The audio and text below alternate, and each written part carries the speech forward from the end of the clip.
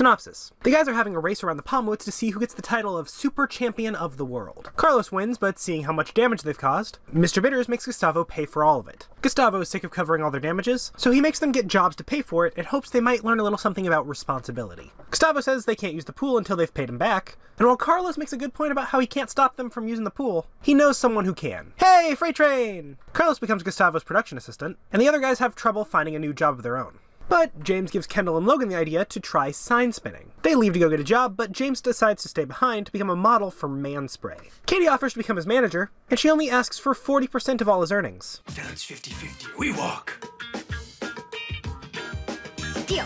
Gustavo's working on a new song that we haven't heard before, but Carlos seems to be a bigger distraction than he is a help. So Gustavo sends him to go get coffee from a sentient coffee machine. This freaks Carlos out, and we transition back to Kendall and Logan. They both get jobs as sign spinners, but the job proves to be harder than they were first expecting, and they're fired. Back with Carlos, though, he begins to make friends with the coffee machine. He gets a coffee, but when the machine asks if he wants more foam, it goes a little overboard. Kendall and Logan discuss the type of job they want, when Opportunity knocks on their door and offers them a job $20 an hour for babysitting, giving them the idea to basically start a daycare service. Back with James and Katie, they're trying to get him a job modeling, but he discovers he's not the only pretty boy there. Kendall and Logan end up babysitting a total of 8 kids, and while Kendall thinks he has it under control, it only takes 5 minutes for all hell to break loose. Kendall's mom gets home, but she's not staying for long, as Kendall and Logan made this bed and now they gotta lie in it. She simply just gives them some advice and leaves. Carlos accidentally asks for 500 cups of coffee, and I think it's best if we check up on him later. James drowns his sorrows in milkshakes, so Katie tries to give him a pep talk, but she's no Kendall. She lies and says she already got him a job,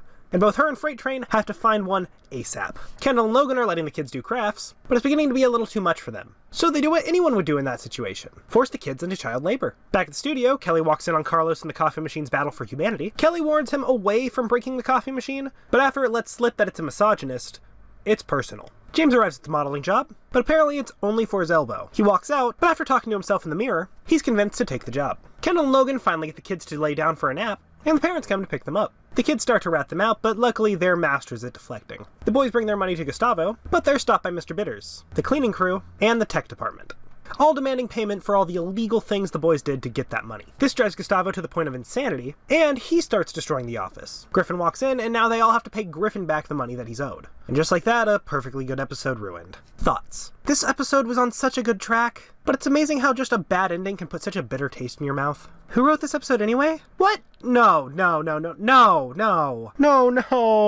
You were the chosen one, no! I gotta say, I'm very disappointed in you. This episode basically has the same problem that a lot of modern SpongeBob episodes have. That basically being that it's a Squidward torture porn. Just replace Squidward with Gustavo. Maybe that's a little harsh, since Gustavo isn't really tortured until the end of the episode, but the ending is the biggest problem. You're trying to teach a lesson of responsibility to everyone involved, but that lesson is lost when the person teaching the lesson is forced to participate in learning himself, just because of poor timing. The boys made mistakes and should have to face those consequences, but all Gustavo did was try to write a song and get his money back. What's funny is I can fix this episode right now, just by cutting out a small clip of the episode.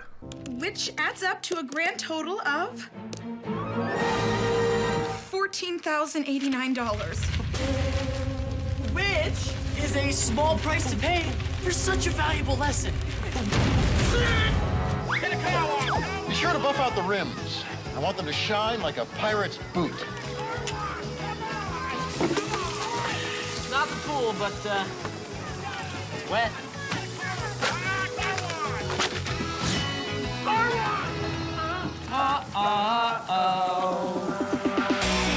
A small fix, but it keeps the message of the episode consistent, and doesn't overly take a piss out of characters who don't deserve it. Other than that ending, though, it was a pretty good episode, to the point where I was on the fence of saying it's just Big Time Break done better. It's a similar concept, but makes it a little more interesting, but it's just ruined by that ending.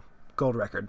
Trivia. This actually isn't on the wiki, which really surprised me, since it seems kind of obvious. The coffee machine, H.A.L, is a parody of H.A.L from 2001: A Space Odyssey. In that film, the AI of the ship is going crazy and makes it his mission to kill all humans on board. It's an American classic. Even though it's not my cup of, I was going to say tea, but I guess coffee is more appropriate, I'm surprised no one else curating the wiki had noticed this reference. So I guess no info from the wiki today. But I'm curious how long this episode will have to be up before the wiki gets altered. Guys, that's another epic Big Time Month video.